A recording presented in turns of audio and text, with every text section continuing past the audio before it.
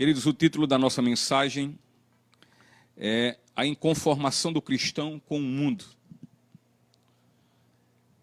Romanos 12, versículo 1 ao 2, diz: Portanto, irmãos, rogo-lhes pelas misericórdias de Deus, que se esforcem em sacrifício vivo, santo e agradável a Deus.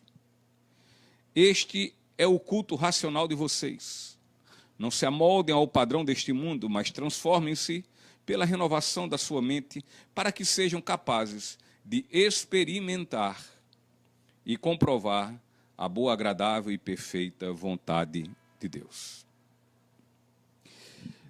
Queridos, eu tenho dito muito, insistentemente, tenho falado sobre isso, que tudo quanto estamos vivendo nesses últimos dias, já passam de mais de 40 dias,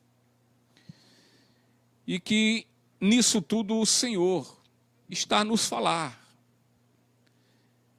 Como há pouco orando, nós falamos que em tudo o Senhor tem algo a nos dizer, a nos ensinar, a nos passar lições preciosas.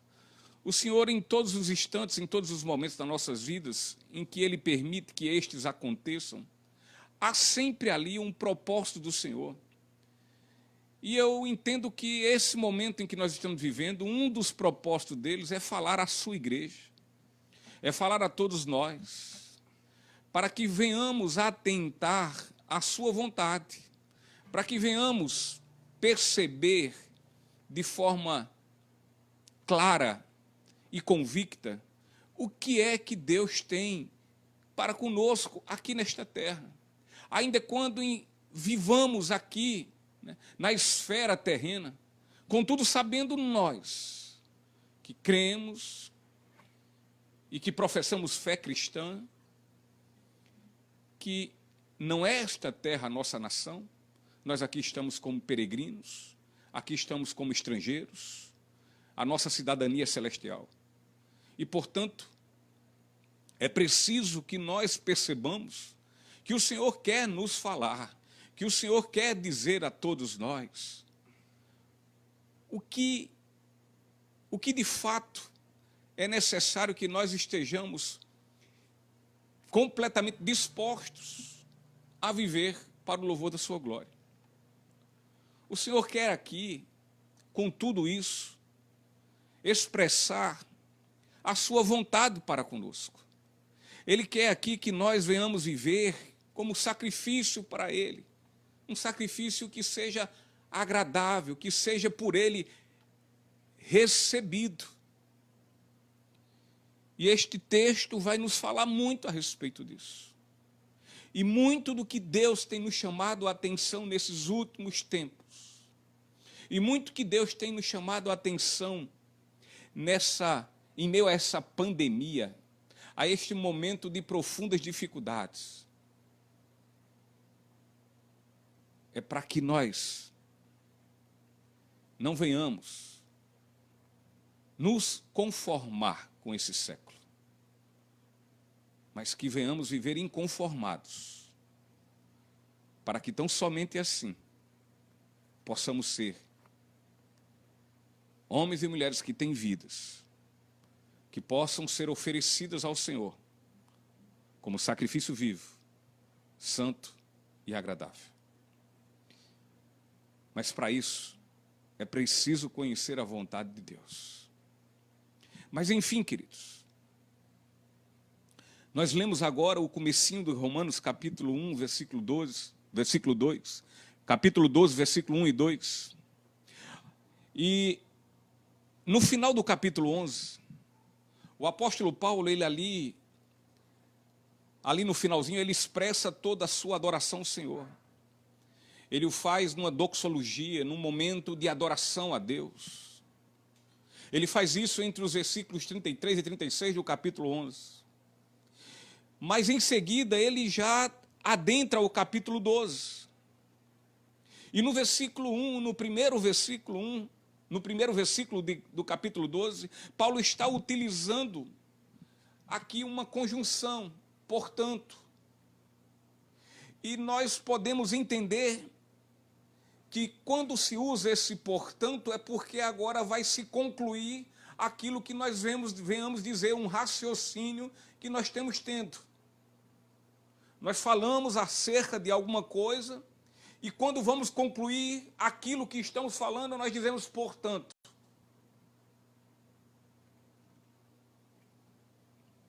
Paulo refere-se com este portanto, queridos,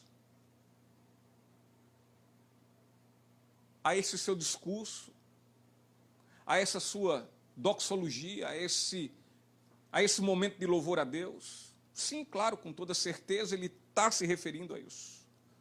Mas seria muito pouco se esse portanto se referisse somente a estes últimos versículos do capítulo 11. O que, na verdade, Paulo aqui está a nos falar, queridos, o que Paulo agora está fechando a questão, está concluindo, é que sobre toda a exposição do seu argumento que ele fez do Evangelho, durante todos os capítulos de 1 a 11, Paulo agora ele quer fechar a questão, ele quer dizer agora como devemos proceder.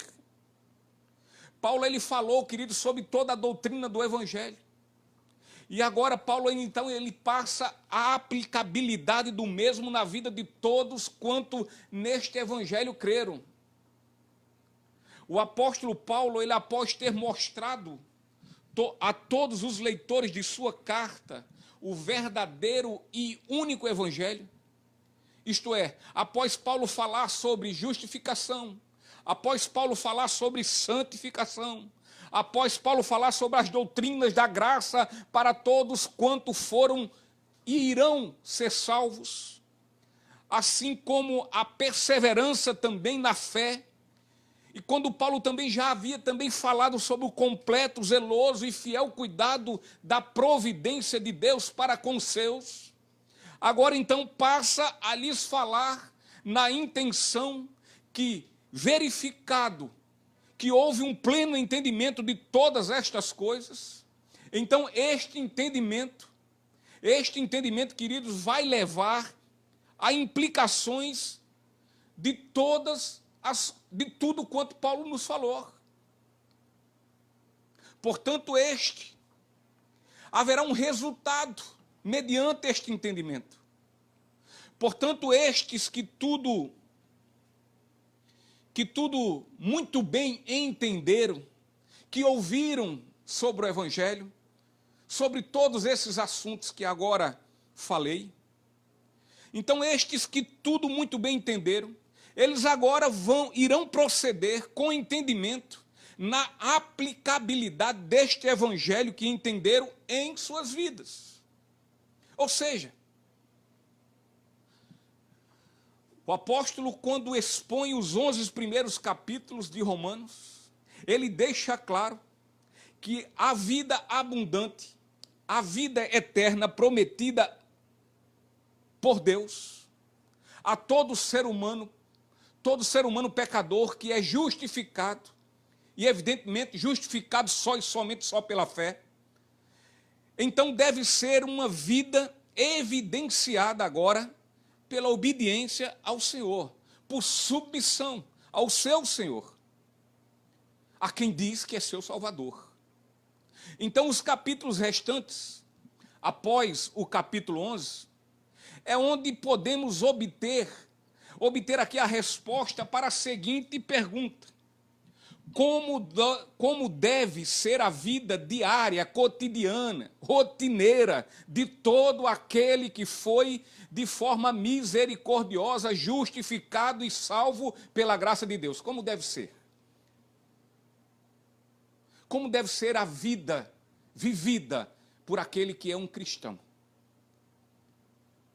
Queridos, essa dedicação numa vida de obediência, ela é completamente motivada pelo amor a Deus, pelo amor que se tem a Deus, na plena convicção que o amamos a Deus, porque Ele nos amou primeiro.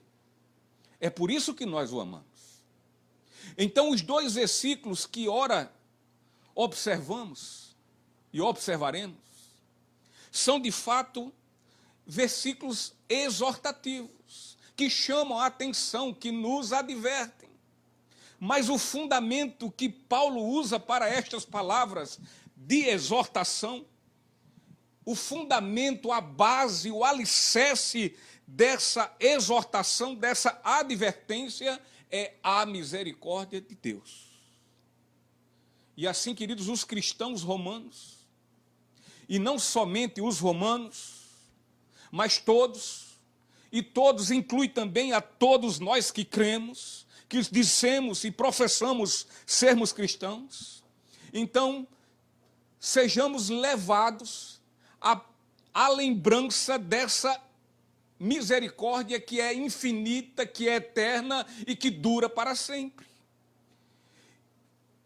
E lembrarmos disso a fim de que não venhamos esquecer e sempre estejamos focados que é esta misericórdia, o princípio das bênçãos da nova aliança com Deus em Cristo Jesus. O princípio é a misericórdia de Deus. Pois se não for as misericórdias do Senhor, estaríamos todos nós eternamente condenados por nossos delitos e por nossos pecados. Porém, por elas, pelas misericórdias serem infinitas, eternas, continuamos e seremos salvos do pecado que nos condenava.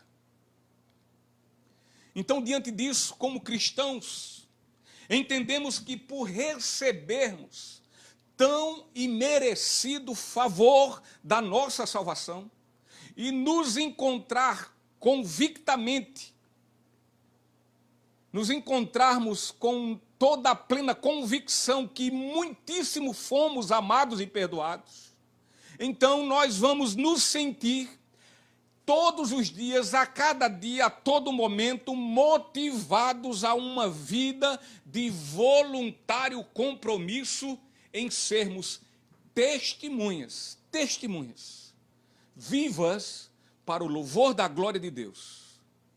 Sendo assim, queridos, dito isto, analisemos então esse compromisso. E vamos verificar primeiro o versículo 1. O versículo 1 diz: portanto, irmãos, rogo-lhes pelas misericórdias de Deus, que se ofereçam em sacrifício vivo, santo e agradável a Deus. Este é o culto racional de vocês.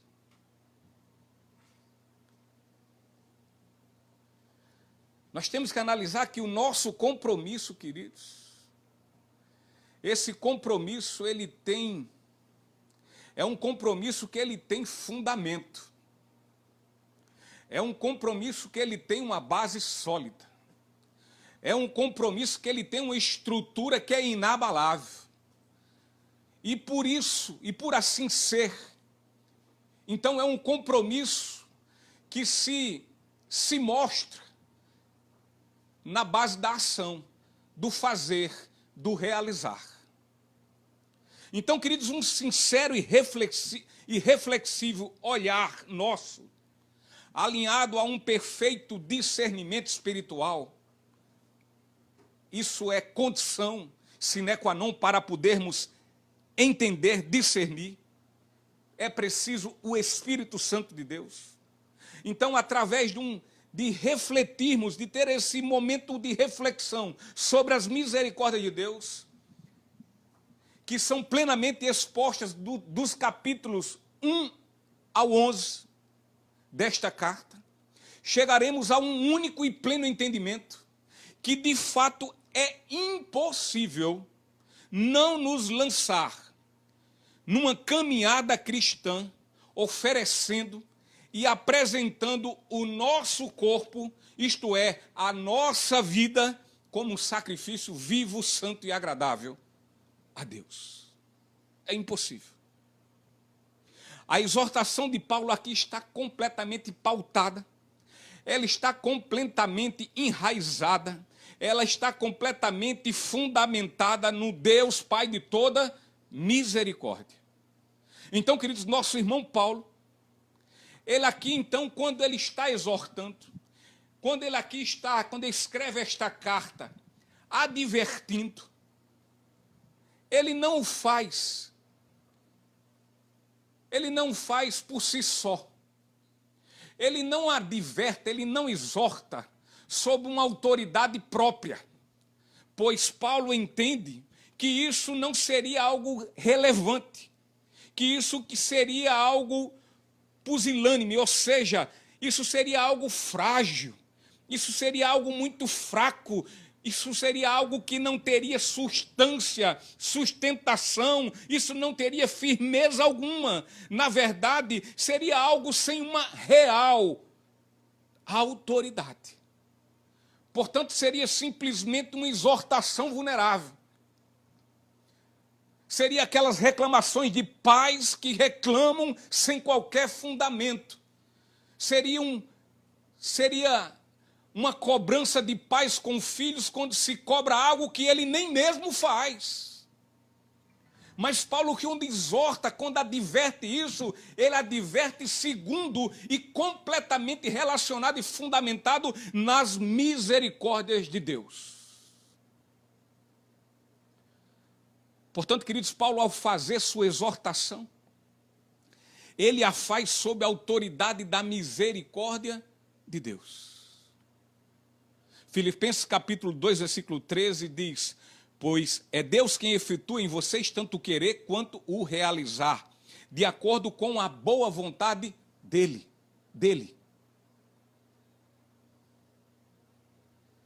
Então, queridos, a misericórdia de Deus sobre a vida de todos quanto dela já experimentaram, estes não têm como se mostrarem indolentes, estes não têm como se mostrarem insensíveis, indiferentes a ela, a misericórdia. De outra forma, nunca a experimentaram, nunca a sentiram. Mas porque estes experimentaram, então eles foram transformados. Tornaram-se estes agora diferentes, completamente diferentes. Pois ela, a misericórdia de Deus, ela produz, ou seja, queridos, ela produz e efetua tanto o querer como também o realizar. É Deus que faz. Todos quanto experimentam em suas vidas a misericórdia de Deus, por sua graça na pessoa do seu Filho, nosso Senhor Jesus Cristo, vai sentir-se compelido pela exortação de agora percorrer o caminho da santidade, o caminho do discipulado, o caminho junto de Jesus. Jesus falando ao seu ouvido, lhe ensinando, ele entendendo em sua mente e guardando em seu coração e, portanto, colocando agora em prática. Então, queridos, estes ouvem, mas agora eles ouvem e param para ouvir o Evangelho de forma respeitosa e com toda atenção. Sim, o Evangelho que lhe oferece de forma gratuita a misericórdia. Estes agora não ficam mais alheios e indolentes como estivessem anestesiados. Mas esses estão prontos agora para agir de forma enérgica com suas vidas, dado o fato que eles estão extasiados. Eles estão cheios, transbordantes de gratidão. E pelo quê? Pela infinitude da misericórdia de Deus. O Evangelho para eles agora é algo precioso. É inconcebível que alguém não tenha paciência de sentar e ouvir o Evangelho que lhe salvou. É inconcebível essas coisas. Sabe por quê, queridos? Porque ao final começa a dar o entendimento, evidências que esse Evangelho, na verdade, nunca lhe salvou. Porque ele não ama ouvir esse Evangelho. Ele não tem prazer de sentar e escutá-lo. Porque se tivesse prazer, é sinal que ele agora está extasiado. Seu coração está transbordando de gratidão por tudo quanto esse evangelho lhe deu, lhe conferiu, lhe favoreceu e de forma gratuita, imerecida. Queridos, o evangelho que é oferecido, e oferecido de forma gratuita e misericórdia, a estes que o receberam, eles não ficam alheios a nada disso. Eles se propõem, se dispõem a ouvi-lo e a praticá-lo em suas vidas. Como já falamos, Paulo, ao usar no início do versículo 1, o portanto, ele quer que não venhamos separar. Ele não quer que nós vamos dissociar, divorciar o que pretende nos falar daquilo que já nos falou.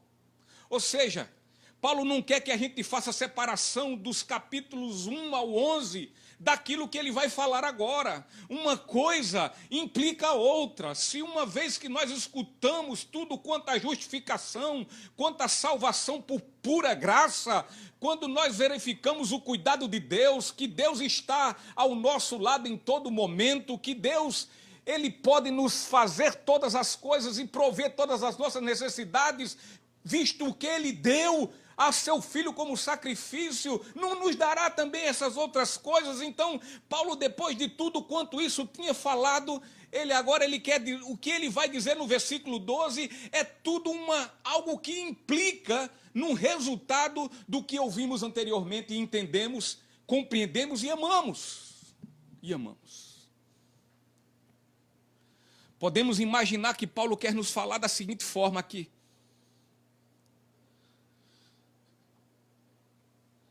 podemos aqui parafrasear Paulo da seguinte forma: vejam, meus irmãos, até agora já tenho lhes falado quem de fato todos vocês eram, quem vocês foram.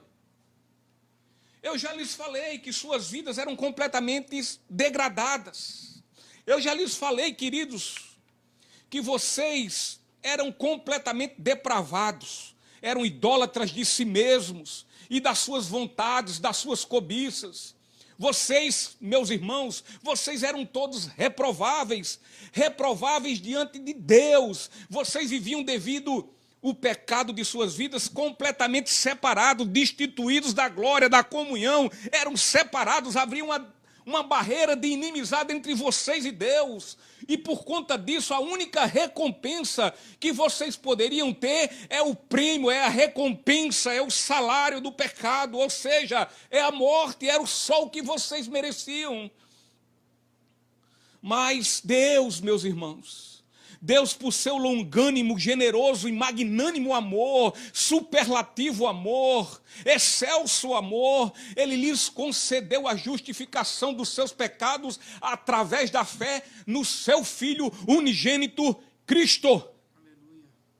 Nada, meus irmãos, nada vocês podiam fazer para se salvarem, nada. Mas Deus, por sua misericórdia, Ele os amou, Ele também não só os amou, mas os perdoou, e não somente os perdoou, mas os absolveu de todos os pecados que lhe condenavam, pois vocês creram na sua promessa, na promessa de sua aliança, quando Ele disse que pelo pecado de só um homem, vocês estavam todos condenados, contudo, pela obediência da morte de cruz de um só homem, Cristo Jesus, vocês foram salvos. Então Paulo, ele parafraseia tudo isso aqui, resumindo os capítulos de 1 a 11, e agora ele diz: portanto, uma vez que vocês entenderam, agora daqui para frente, diante do que eu já lhes falei, diante de tão infinita misericórdia que vocês experimentaram, então neste momento, meus queridos irmãos, eu rogo-vos, meus queridos irmãos, lavados pelo precioso sangue de Cristo, eu peço-lhes, sim, não por mim, Paulo, mas por aquele que tanto teve misericórdia de suas vidas e os amou de forma incondicional e leal. Portanto, eu clamo, eu peço, eu rogo-lhes que vivam com suas vidas como um perfeito louvor para a glória de Deus Pai. Podíamos entender também Paulo aqui dando continuidade e dizendo, pois, diante desta graça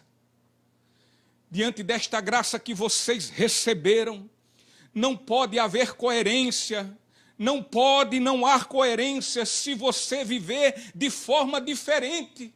Porque, meus irmãos, afinal, foi pela misericórdia de Deus que todos nós cristãos fomos justificados pela fé, e essa fé é dom de Deus, foi Ele que lhe deu, não vem de vós.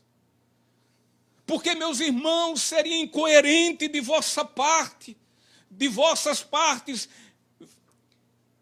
uma vez que tiveram seus pecados perdoados pelo sacrifício expiatório de nosso Senhor Jesus Cristo, vocês não mudarem o seu estilo de vida. Irmãos, afinal estamos sob o cuidado zeloso de Deus. O cuidado zeloso de Deus que faz com que todas as coisas cooperem para o nosso bem. E mais, irmãos, temos um chamado de amor à salvação, e é um chamado eficaz, garantido por Deus, onde nada mais nessa vida poderá, qualquer outra coisa, nem justiça, nem fome, nem morte, nem inclusive a morte, poderá nos separar do seu amor, pois no seu Filho unigênito, Jesus Cristo, Ele venceu tudo na cruz do seu Calvário, e nele nós somos mais que vencedores, louvado seja o nome do Cordeiro. Sendo assim, queridos, as misericórdias de Deus nos levam ao portanto. E portanto, diante do que foi dito, diante do que vocês já sabem e também experimentaram, ou não experimentaram. Portanto, se assim experimentaram, sigam seus caminhos como salvos de Deus, numa vida de oferta de gratidão ao Senhor. Ou seja, se ofereçam em sacrifício vivo, santo e agradável a Deus. Este é o culto racional de vocês.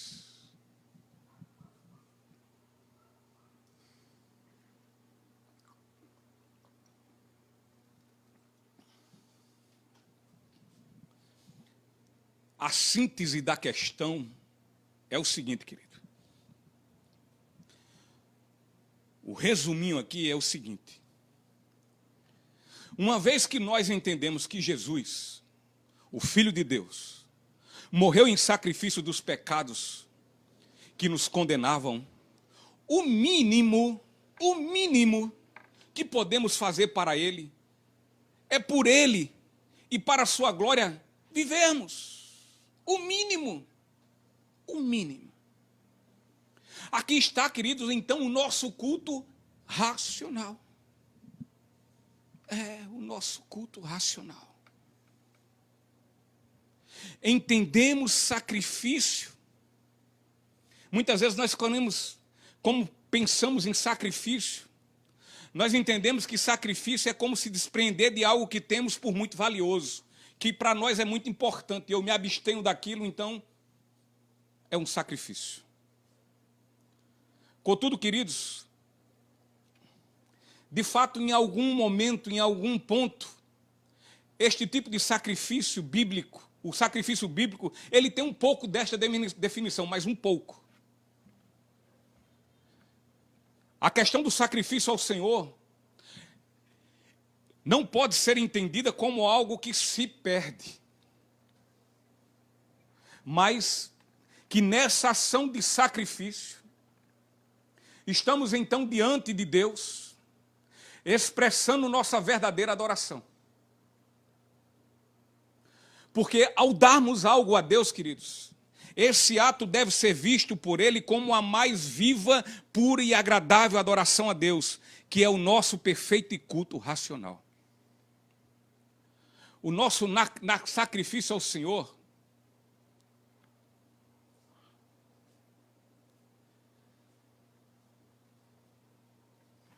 é um sacrifício de que nos livramos não de coisas que não são importantes, que não são mais valiosas. Mas nós nos abstemos de todas essas coisas em benefício de tudo quanto é mais valioso. Aliás, é o mais valioso em nossas vidas, que é Cristo. Então, tudo abaixo de Cristo, qualquer outra coisa que nós venhamos nos abster, nós abstemos isso com legitimidade, visto que entendemos o Evangelho. E sabe por quê? Porque todas essas coisas não podem ser comparadas a Cristo. Não por nada ele diz que aquele que é seu discípulo,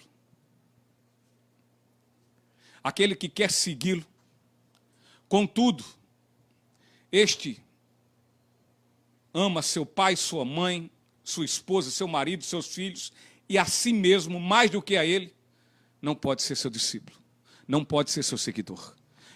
Este jamais vai viver para o louvor da sua glória em completa gratidão. Porque Cristo não é o seu amor primeiro. Cristo não é a motivação de abnegar-se das suas próprias vontades em favor das vontades de Cristo. Quando ofertamos na casa do Senhor, com os nossos dízimos e as nossas ofertas, este ato não pode ser algo ofertado como se sendo obrigatório, como se aqui fosse um dever a ser feito. Não.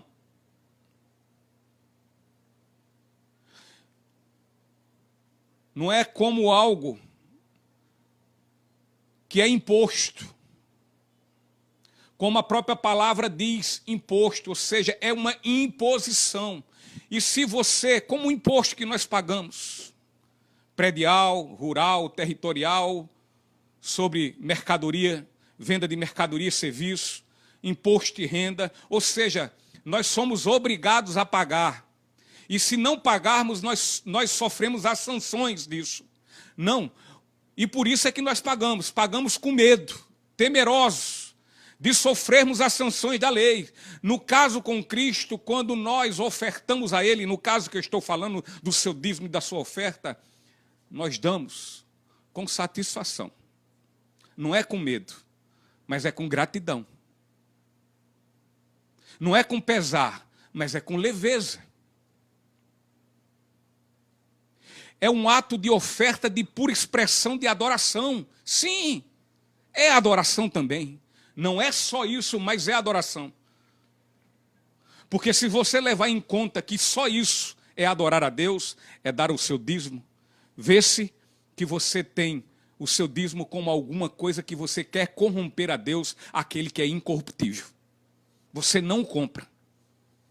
Você pode dar R$1 milhão de dízimo por mês.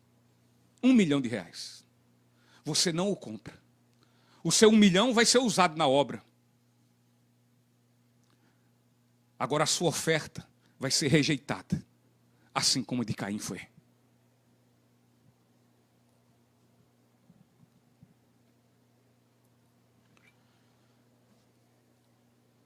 Portanto, queridos, o ato de dar o dízimo, de ofertar na casa do Senhor, para a obra do Senhor, para a manutenção da obra do Senhor, é uma oferta de pura expressão de adoração. Queridos, Jesus deu a si mesmo para nos salvar. Evidente que nós não podemos retribuir da mesma forma. Não podemos. Entretanto, nos entregamos como oferta viva para lhe servir com toda a nossa vida e por toda a nossa vida, o que inclui também os nossos recursos. quando somos convidados aos cultos dominicais, para naquele momento, o momento do ofertório, somos convidados a ir à frente e trazer à casa do Senhor os nossos dízimos e nossas ofertas. Não podemos entender que se trata de devolvermos algo de volta a Deus, como um dever, como uma obrigatoriedade, ou seja, como algo imposto. Como se fôssemos ali levados, empurrados, coercitivamente, como se leva alguém para fazer um depoimento numa delegacia, ou seja, o leva coercitivamente algemado e sob a guarda de policiais. E assim parece que muitas pessoas estão fazendo na casa do Senhor. Só doam na base da pressão, cobrando toda hora, todo instante, falando não pode ser assim. Olha, nós temos compromisso. Não, é pressão. Só doa na base da pressão. Deixa eu dizer uma coisa a você. Ainda que você, por acaso, me escutando, sendo da nossa igreja ou de fora, diga, eu também não vou dar mais. Problema seu. Deus vai continuar sendo Deus.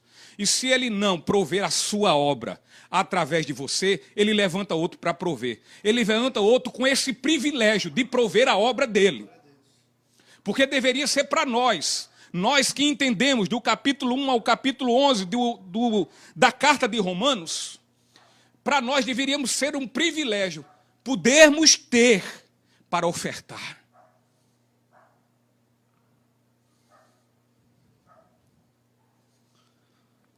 Se você vai à frente de forma coercitiva,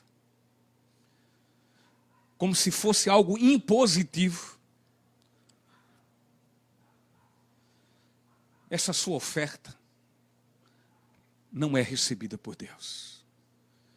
E não é um ato de louvor e de adoração a Ele. Não é um culto racional. Esse convite deve nos ter um entendimento, a nós, aos remidos, como mais uma oportunidade de mostrar nossa gratidão a Deus.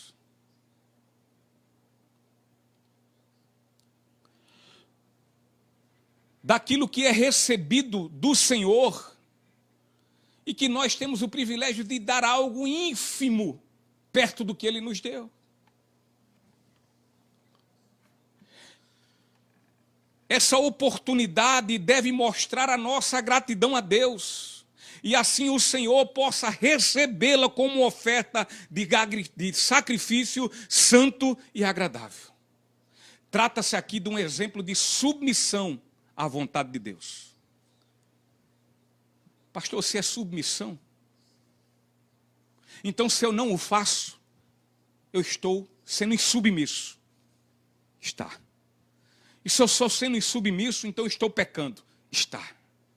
Não fique pensando que você só peca porque fuma, porque bebe, porque adultera, ou porque chama palavrão, ou faz qualquer outra coisa. Isso também é pecado. Tudo que vai de encontro à vontade de Deus, que nós não submetemos à sua vontade, tudo isso é pecado, seja o que for.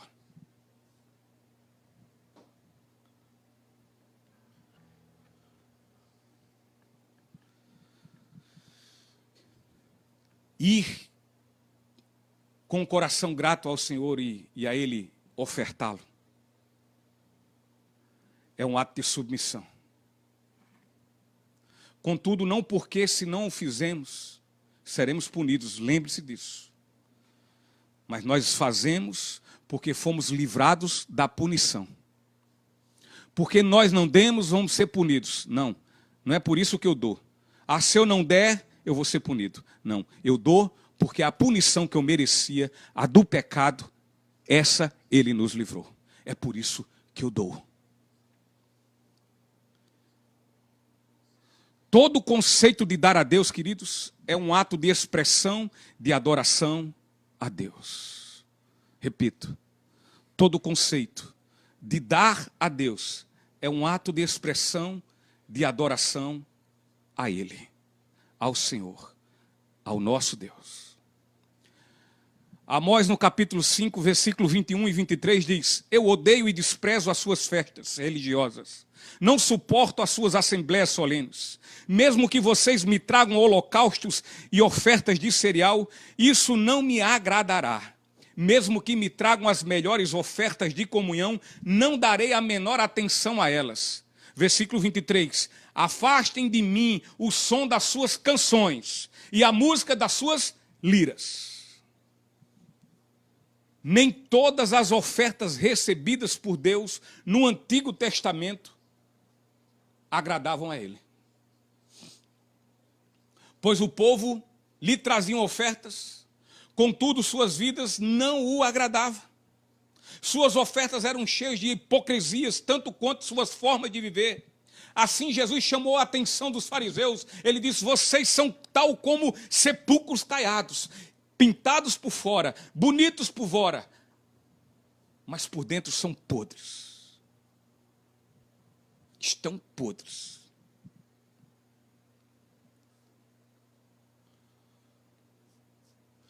Um ato ou rito religioso, por si só, nada representa para Deus como oferta agradável. Deus exige que as nossas ofertas sejam nosso corpo, ou seja, nossa vida, uma vida viva em atitudes santas e agradáveis aos seus oniscientes olhos. Espera aí, pastor, um rito não agrada ao Senhor? Mas espera aí, eu aprendi que a ceia do Senhor é um rito. E é uma ordem dele para que nós façamos. E como é que nós façamos? Nós vamos fazer aquele rito, praticar aquele rito, e aquele rito não vai agradar ao Senhor. Eu ainda há pouco falei que o Senhor tem seus olhos oniscientes. A onisciência de Deus, ele penetra os nossos pensamentos, vão até o âmago dele. Talvez coisas que nem você imaginou, coisas que estão no seu inconsciente, ele sabe de todas elas. Não adianta você praticar a ceia do Senhor, fazer todo o sacrifício. Ou talvez você seja aquele que arruma a mesa, que bota tudinho lá, deixa tudo bonitinho, floridinho, galhos de trigo, etc. Fica a coisa mais linda, como fica na nossa igreja e em muitas outras. Prepara lá o copo com suco de uva, aquela taça bonita. Prepara tudo, deixa tudo perfeito, tudo lavado. Quando termina tudo aquilo, você leva, guarda, lava, deixa bem asseado, brilhando. Ou mesmo você também, que nada faz disso, mas vai para lá e cear também, a fim de realizar uma ordem que o Senhor nos deu, que fizéssemos em sua memória, para que nos lembrasse. Mas lembrássemos de quê? Lembrássemos de quê? Do seu sacrifício. Qual sacrifício? Tudo quanto Paulo falou do capítulo 1 ao capítulo 11. Então não adianta você fazer, realizar, você ser inclusive aquele que serve à mesa da ceia. Não adianta você participar naquele dia com a bandeja nas mãos. Não adianta você ser inclusive aquele que faz a reflexão, o pregador que fala ali, que está falando, se aquilo não for de fato a sua vida. O reflexo da sua vida. Se de fato nós não adoramos como de fato ele merece ser adorado. Se de fato nós nos colocamos em completa disposição a termos compromisso com ele. Tudo daquilo, aquela ceia não vai valer absolutamente nada. Ele não vai receber. Ele vai dizer: afaste de mim. Afaste de mim. Seja seu ministério da pregação, seja seu ministério do louvor, seja seu ministério do evangelismo, seja seu ministério do que for. Deus exige que as nossas ofertas sejam o nosso corpo, ou seja, a nossa vida. Uma vida em atitudes santas e agradáveis aos seus oniscientes olhos. Aqui é um culto racional. Não é o culto entre as paredes que está todo mundo sentindo falta, eu também. Mas não adianta eu estar no meio das quatro paredes e não ser, de fato, e não prestar, de fato, um culto racional. Um culto espiritual.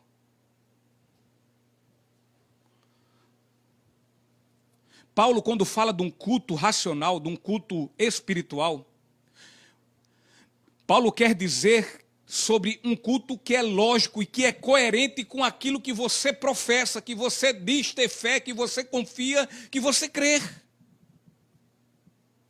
Nós cantamos muitas vezes, né? Digno és de glória e louvores.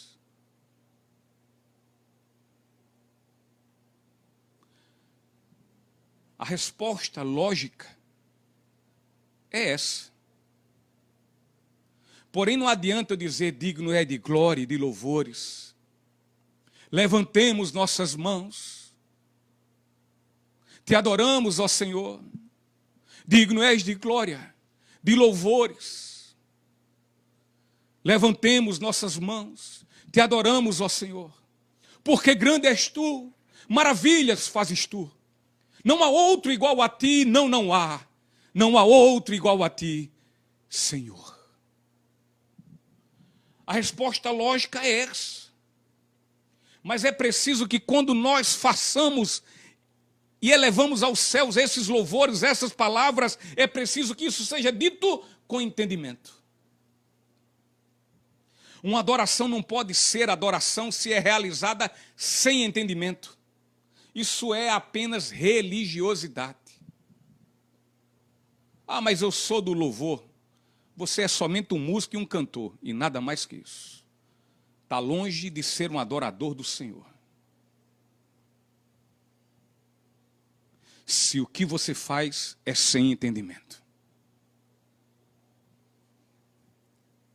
Muitos cristãos não querem ter o trabalho de pensar sobre o que nos diz o conteúdo da Santa Palavra. Este é o problema de muitos que de fato foram remidos, foram lavados, que de fato entenderam do capítulo 1 ao capítulo 11 de Romanos. Agora o problema desse, sabe o que é? É que eles não querem ter trabalho de pensar sobre o que diz o conteúdo da Santa Palavra. Querem viver uma vida cristã somente de emoções e de sentimentalismo. Querem somente que os corações batam fortes. Mas tudo por conta da sua carnalidade. E nada com efeito do Espírito Santo. Eu duvido uma palavra dessa trazer emocionalismo. Se trouxer, é através do Espírito. Choro e quebrantamento. De todos nós, de nos colocarmos diante de Deus e verificarmos o quanto não temos sido, de fato, estes que cultuam o Senhor com um culto racional, como um sacrifício santo e agradável aos seus olhos.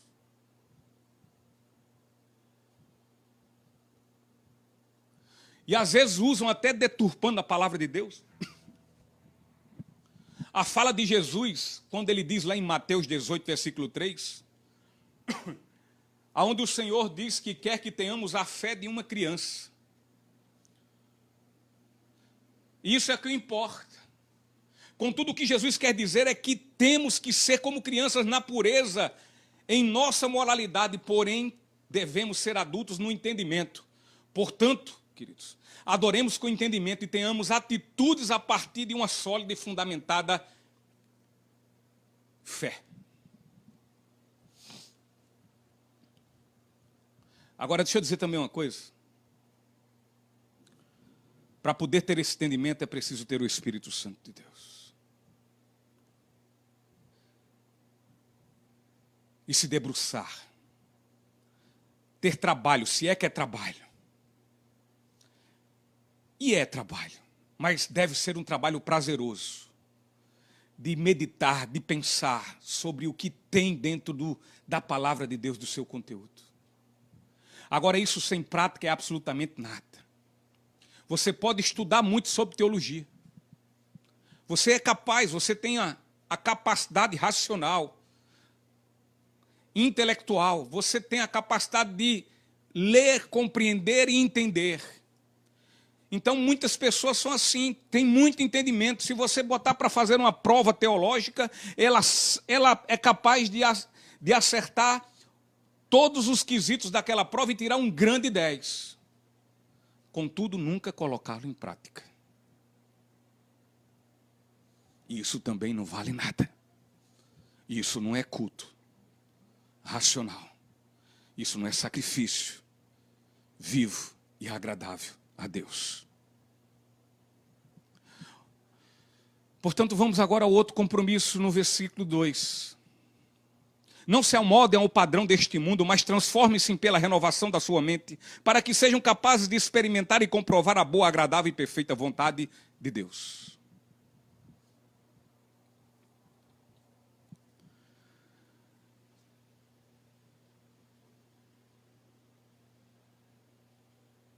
O compromisso realizado através de uma vida que de fato entendeu o capítulo 1 ao 11 de Romanos. Se esse entendeu, então é uma vida que vai gerar resultado, é um compromisso, é uma disposição em comprometer-se que vai dar resultado para a glória de Deus. Queridos, a sociedade em seu contexto mundano, secular, em suas convicções fundamentadas pelo sistema desse mundo, exerce uma forte pressão sobre todos os cristãos. O sistema de fato é mundano, é secular. E o sistema mundano ele é inconformado com a inconformidade cristã. Eles não admitem com a forma desarmônica e fora do compromisso que o cristão marcha em sua caminhada nesse mundo.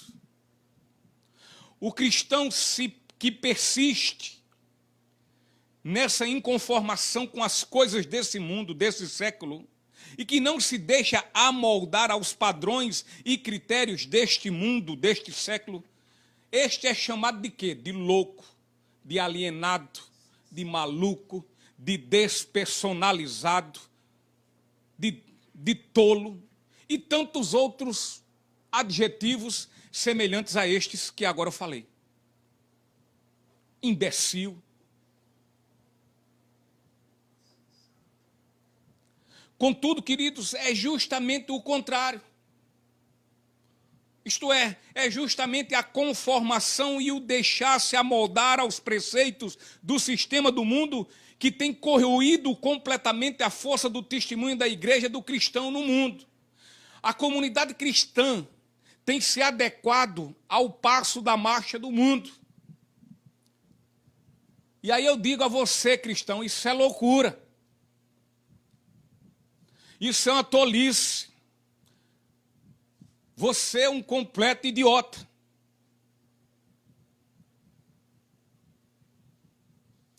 A Bíblia vai dizer que isso é incoerente. A comunidade cristã ela tem se adequado, ela tem se amoldado ao compasso das filosofias, do andamento, da marcha, da caminhada do mundo. Pois se fizerem ao contrário, serão taxados de tolos.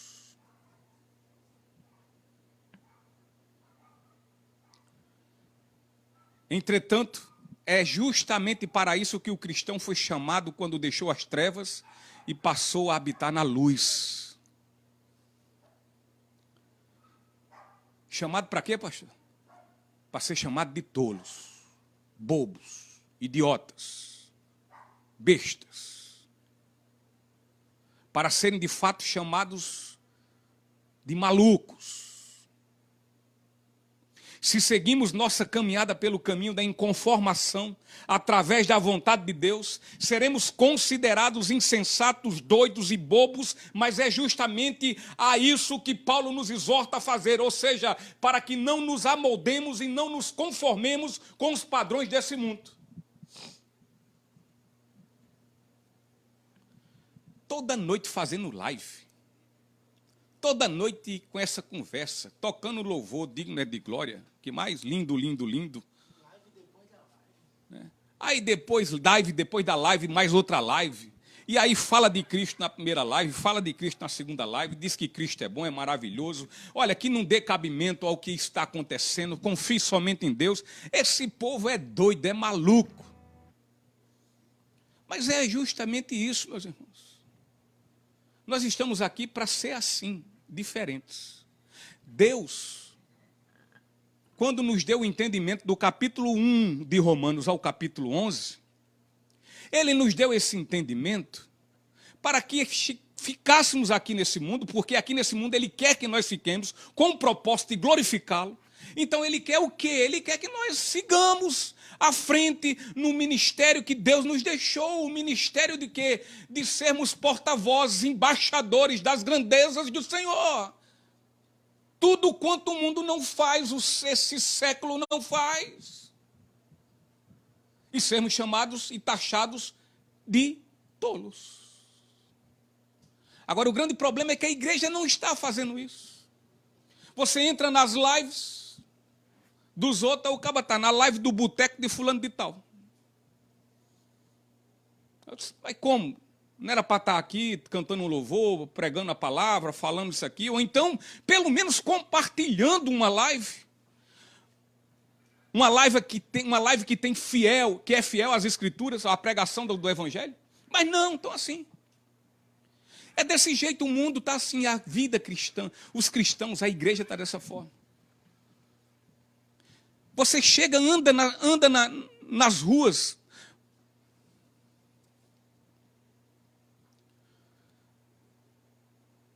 Eu já fiz um propósito, eu não vou para a formatura de ninguém. Festa não.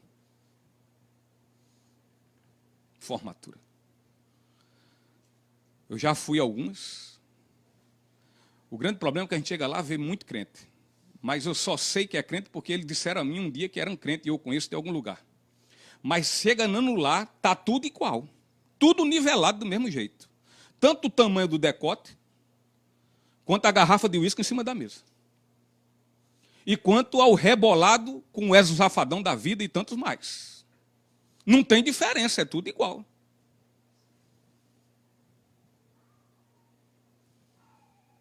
O mundo está se amoldando. A igreja, em vez de ir com a sua luz e iluminar as trevas neste século presente, está ao contrário. As trevas estão indo obscurecer a palavra de Deus dentro das igrejas. Ah, mas não pode ser assim, tem que ser assim, tem que ser daquele outro jeito, não pode ser. Nós não podemos ser intransigentes demais, porque senão o mundo não quer conversa com você. Olha, esse negócio do mundo que conversa com você, deixa essa parte para Jesus, que é Ele que cabe. É Ele que cabe convencer, como convenceu a mim e a você, do pecado, da justiça e do seu juízo. O que você tem que ser é a igreja e de Cristo. A igreja que prega fielmente essa palavra. Não é a igreja que fica atrás de falsos profetas. Não é a igreja que fica atrás das palavras que afagam, que enchem os seus corações. E que estão fazendo dos púlpitos uma banca de prostituição. Há muitos púlpitos que estão sendo dirigidos por cafetões da fé. E a igreja está aplaudindo isso.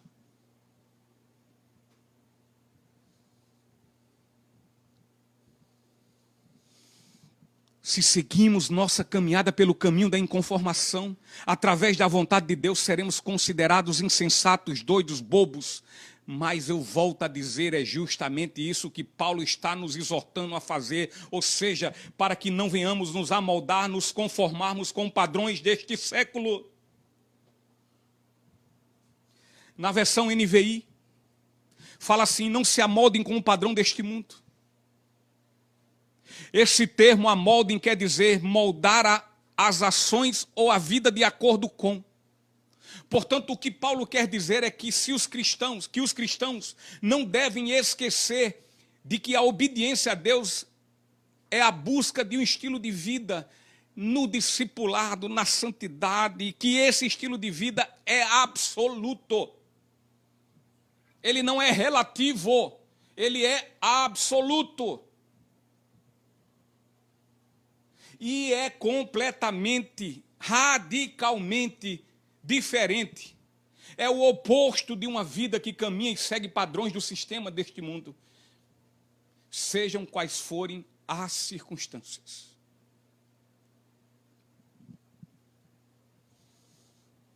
Seja qual forem as circunstâncias, a igreja não deve negar o seu Senhor.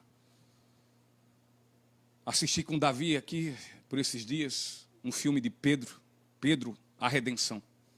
E mostra Pedro preso, até o dia da sua execução, quando foi crucificado, aonde, segundo a tradição, a história, os historiadores dizem que ele pede para ser crucificado de cabeça para baixo, porque ele não se vê digno de morrer como seu Salvador. E no momento em que da sua execução no filme,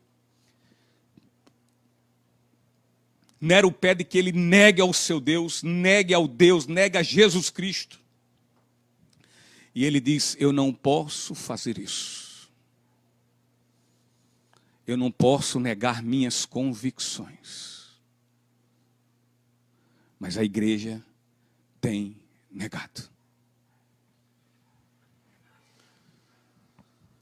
Romanos 6,14 diz: pois o pecado não os dominará, porque vocês não estão debaixo da lei, mas debaixo da graça. Queridos, viver em santidade é viver a vontade de Deus, o que é totalmente contrário de fazer e viver a natureza pecaminosa do ser humano natural.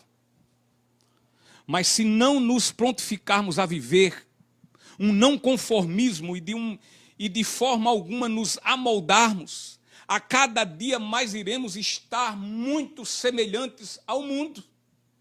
O mundo ao qual a palavra diz que não devemos amá-lo.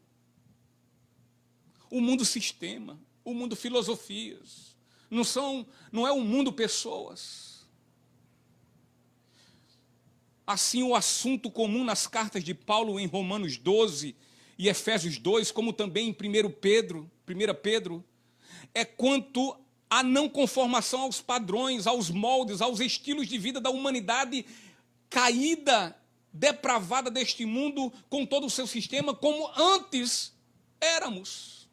Antes de entender tudo que tem do capítulo 1 ao capítulo 11 de Romanos.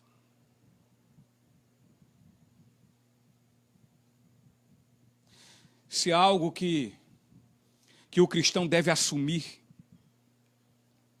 é uma postura de inconformista, de não conformado. Eu não me conformo.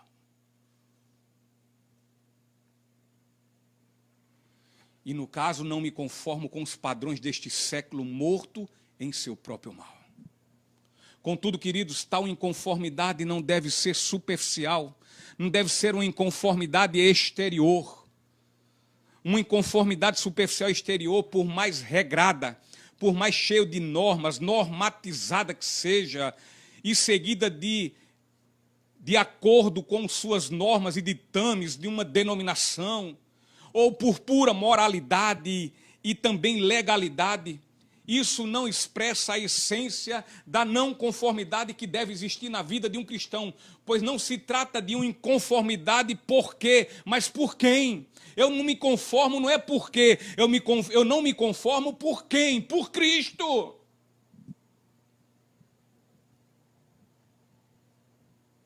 Eu não faço não é por quê, eu não faço é por quem. Não trata de inconformismo porque não devo, mas é um conformismo porque não quero. Não quero.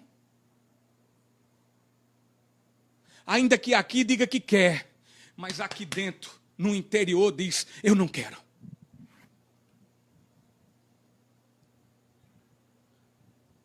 Não é inconformidade com coisas que deixarão vazio, mas é uma inconformidade com coisas que preencherão o vazio, louvado seja o nome do Senhor. Não é uma inconformidade que fará mal, mas é uma inconformidade que fará bem. Bem. O cristão não se conforma com a maioria. Ele não se conforma com tudo que não tem conformidade com a vontade de Deus. Mas ele se conforma com tudo que tem conformidade com a sua vontade. Com a vontade do Senhor. Há um dito que diz assim: a maioria é quem vence. Em tese parece até que é algo certo. De fato, numa reunião de condomínio, quando tem votação, quem vence? A maioria.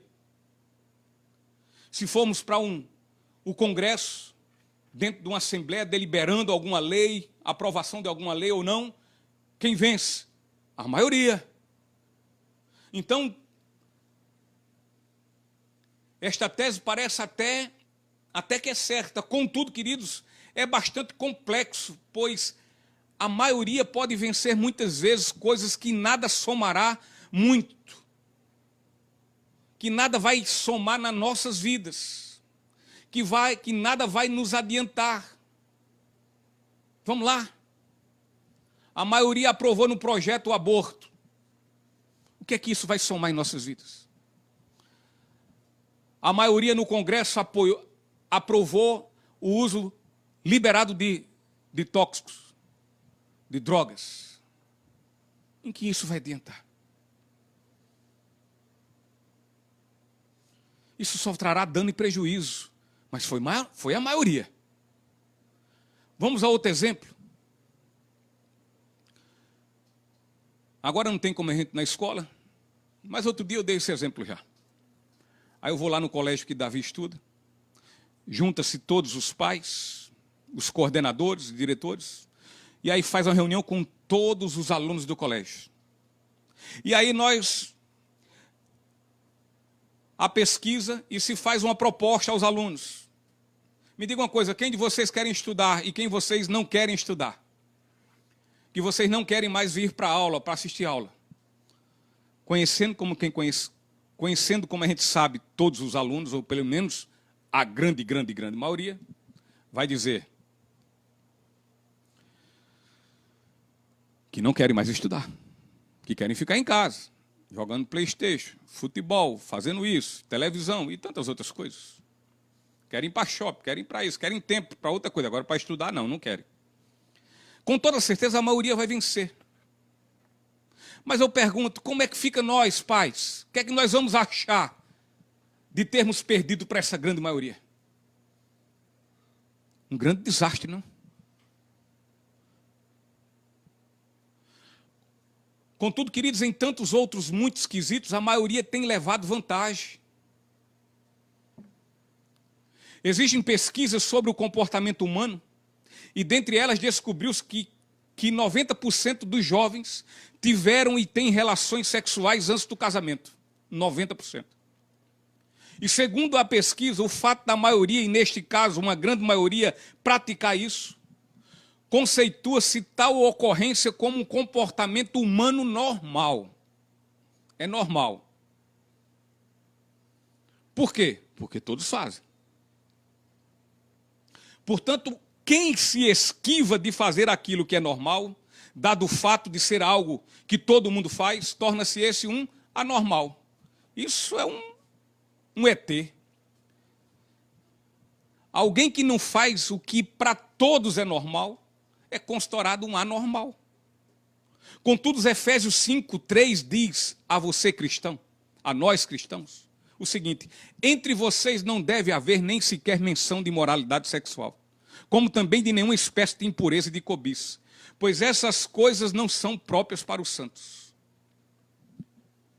Segundo os estudos também e pesquisas acerca de comportamento humano dirigido sob a autoridade de profissionais como psicólogos, psiquiatras, sociólogos e psicopedagogos, entre outros, estes afirmam sem medo de estarem errados, que não há nenhuma anormalidade o fato de jovens adolescentes, por serem eles instigados, motivados pela força dos seus hormônios e sob a pressão erótica e pornográfica da mídia e da internet, passarem a ter um comportamento correspondente a estas coisas, ou seja, passarem a ter relações sexuais. Contudo, queridos, em completa oposição a esta afirmação da grande maioria,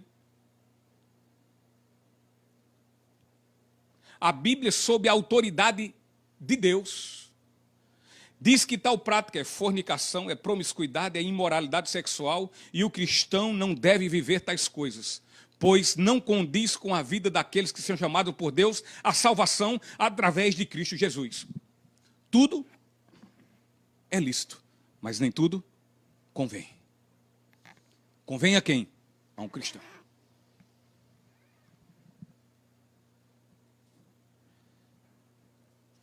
Agora, as mais usadas, esfarrapadas e infundadas desculpas que a humanidade usa como argumento para justificar-se quanto ao seu comportamento e postura reprovável é a seguinte: mas todos fazem, todo mundo faz, todo mundo faz. Eu queria muito que os pais que retrucam muito seus filhos, quando seus filhos dizem, mas todo mundo vai, todo mundo faz, todo mundo fez, todo mundo bebeu, todo mundo farrou, todo mundo fez isso. Eu queria que quando eles dissessem, porque geralmente o filho quando diz, mas eu vou sair, só chego tal hora, às vezes, ou então eu vou sair, eu vou para o shopping, hoje, de tarde. Qual é ir para o shopping? Qual é o problema? Nenhum. Mas muitas vezes o pai não quer deixar, por um fato ou por outro, ele diz, você não vai. Mas espera aí, mãe, espera aí, pai. Todo mundo vai. Qual é a resposta do pai? Você não é todo mundo.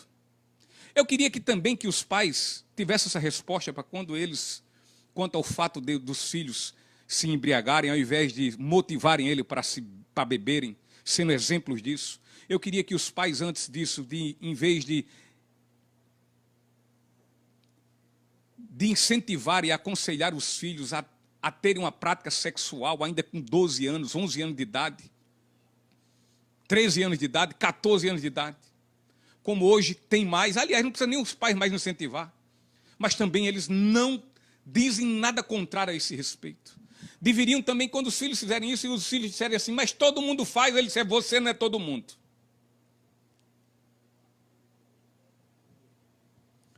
Romanos 1, 26 diz, por causa disso Deus os entregou às suas paixões vergonhosas.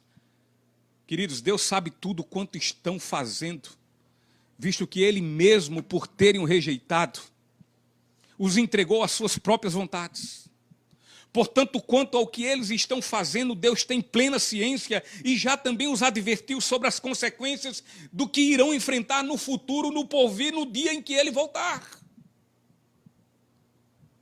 O que Deus se importa é com o que nós estamos fazendo. E por isso nos alerta a não nos conformar com estas posturas, com esses estilos de vida que o mundo tem como padrão para si. Éramos filhos da desobediência. Estávamos completo e espiritualmente mortos. Mas Deus nos ressuscitou em Cristo e passamos agora a ser filhos da obediência. Porque a maioria faz isso. Não é padrão e normal para que um cristão também faça. Numa pesquisa nos Estados Unidos foi constatado que a maioria dos jovens fazem sexo antes do casamento. E que nessa maioria de jovens, a maioria são evangélicos. Como todos sabem, os Estados Unidos é predominantemente evangélicos. A maioria dos jovens fazem sexo antes do casamento. E nessa maioria, a maioria são evangélicos. Talvez você pergunte, mas como pode ser isso? Pode porque os cristãos confundem fazer por quê com fazer por quem. Eles entendem que o exemplo a ser seguido é o da maioria e não da minoria. E é isso que tem acontecido. Os nossos jovens, ao invés de influenciar nas escolas, estão sendo influenciados. Os nossos jovens, ao invés de serem influenciados nas faculdades, estão sendo influenciados. Os nossos jovens, que são luz, estão tendo sua luz obscurecidas pela influência das trevas lá fora.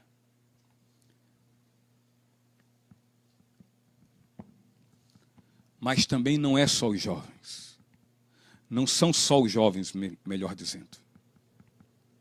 Mas também os adultos, os mais velhos, os já bem vividos, os que já têm muito tempo de caminhada cristã, de conversão, mas que ainda e cada vez mais estão caminhando segundo a maioria e não segundo a vontade de Deus.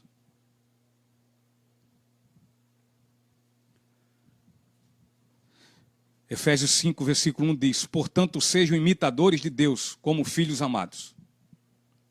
A minoria aqui neste caso, sabe quem é? É Deus. Ele é o exemplo a ser seguido. Ele é o exemplo. O princípio para que se consiga diferenciar os padrões de Deus dos padrões desse século, é ter em si o Espírito Santo. E só tem o Espírito Santo quando este, por ele, é regenerado, ou seja, quando ele nasceu de novo. Quando por ele o fez renascer. Não existe cristão sem renascimento.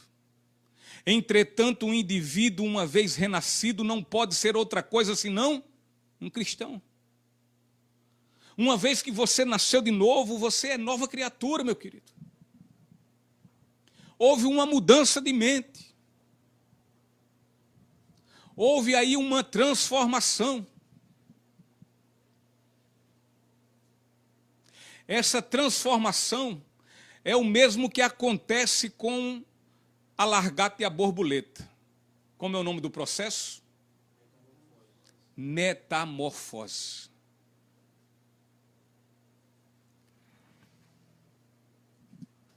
O que é que você acha de uma largata virar uma borboleta?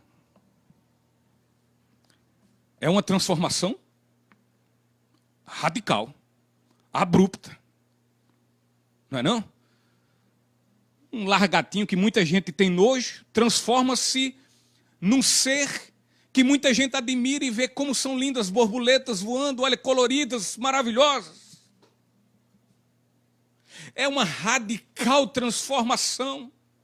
Assim é na vida de um ser humano pecador quando ele conhece a Cristo, ou seja, quando ele conhece e entende tudo o que tem de Romanos 1 ao capítulo 11. Ele transformou, ele passou por uma metamorfose, a sua mente mudou, foi transformada. Agora é uma nova mente, não é a mente mais anterior, mas é a mente agora de Cristo.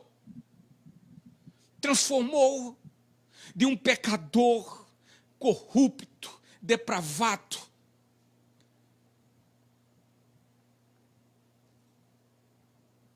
completamente caído em seus desejos, em suas cobiças.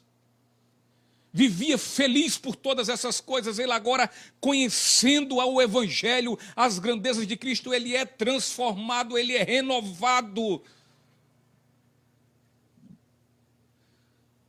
Ele é regenerado.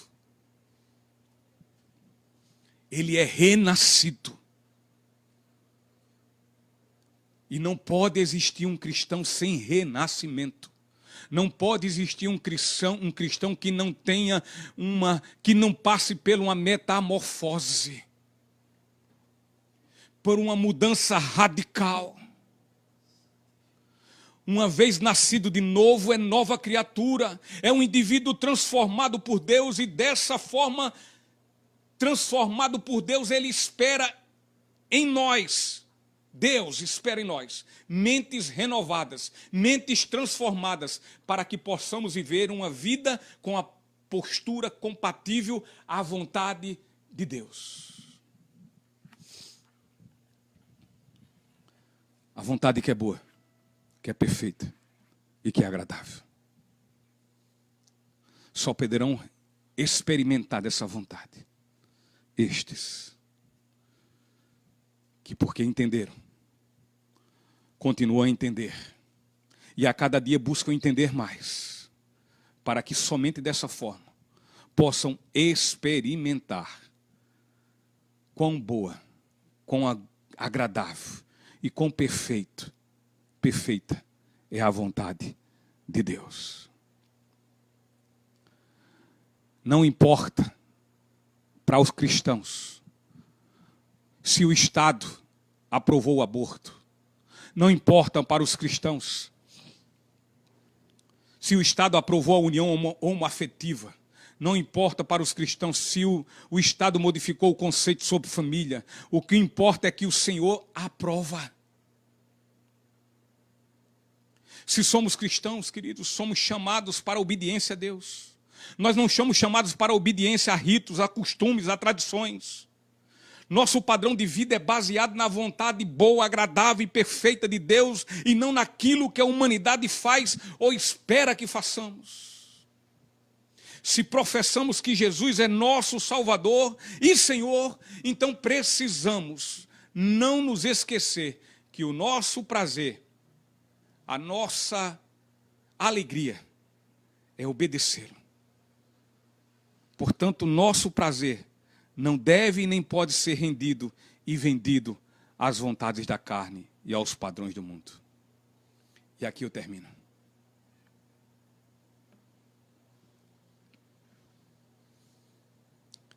Todos aqueles que entenderam o Evangelho de nosso Senhor Jesus Cristo, todos aqueles que entenderam tudo quanto foi dito por Paulo, do primeiro capítulo ao capítulo 11. Uma vez que entenderam agora, eles vivem a oferecer em sacrifício vivo, santo e agradável a Deus, a sua vida, o seu viver, o seu estilo de vida, o seu comportamento como culto racional. É um compromisso que tem fundamento. E o fundamento dá-se início nas misericórdias de Deus. E por dar fundamento, por ter fundamento, por ser sólido, por não se deixar levar por nada, ele implica em uma vida de ação, de atitudes e de disposição para viver para a glória de Deus.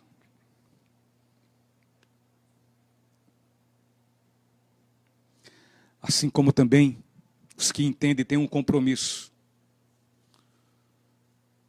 para que em tudo que faça gerem resultado, para que tudo que façam produzam, tenham vidas producentes, que frutifiquem e o frutifiquem para a glória de Deus. Que nós não deixemos sermos influenciados pelo mundo, mas ao contrário, que nesse mundo sejamos a influência, a boa influência de Cristo. Se por acaso você está e tem vivido influenciado, olhe para trás. Olhe para os 11 capítulos atrás de Romanos e veja quem era você, o que Deus fez por você, o que Deus tem feito por você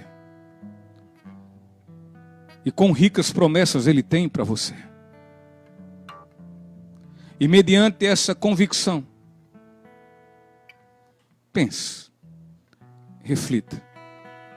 Você não deve ter todo o amor, todo o carinho, toda uma disposição grata para servir esse Deus, sem peso, sem sentir-se coagido, sem sentir-se nenhum tipo de imposição, mas você faz, porque você vê que tudo quanto você fizer ao Senhor ainda é pouco, mediante tudo quanto Ele lhe fez. Porque você vê que tudo quanto você deixe para o Senhor, pelo Senhor, é pouco, diante de tudo quanto Ele lhe deu. Porque você entende que tudo quanto você deixa pelo Senhor, isso vai resultar positivamente em sua vida.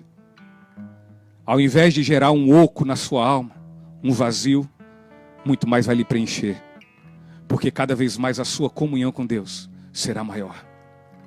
Cada vez mais você vai sentir-se cheio de Deus. E sentindo cheio de Deus, você vai ter a convicta certeza que ainda que todos estejam pensando contrariamente a você, mas você sendo a minoria, você está pensando de forma certa e correta. Porque afinal de contas, a minoria com Deus é maioria. Ele é o Deus soberano do céu e da terra. Soberano também, e inclusive, sobre a minha e sobre a tua vida. Coloque-se diante do Senhor. E mediante a todos esses dias que nós temos vivido, pergunta a Ele o seguinte: Senhor, eu não quero te pedir nada, exceto uma coisa. Me diz e fala comigo. Me dá o discernimento para entender na tua palavra qual é a tua boa, perfeita e agradável vontade. Porque a tua vontade é que me importa e não a minha. Agora, se você até a data de hoje ainda não tinha tido um encontro com Jesus, ainda não tinha entendido absolutamente nada sobre esse evangelho, sobre tão gracioso é Ele, e Ele deve ter hoje falado ao seu coração, assim eu espero. Entregue-se a Ele. Ame-o. Ame-o com toda a força do seu coração. Ame. Ame-o porque Ele merece todo o nosso amor.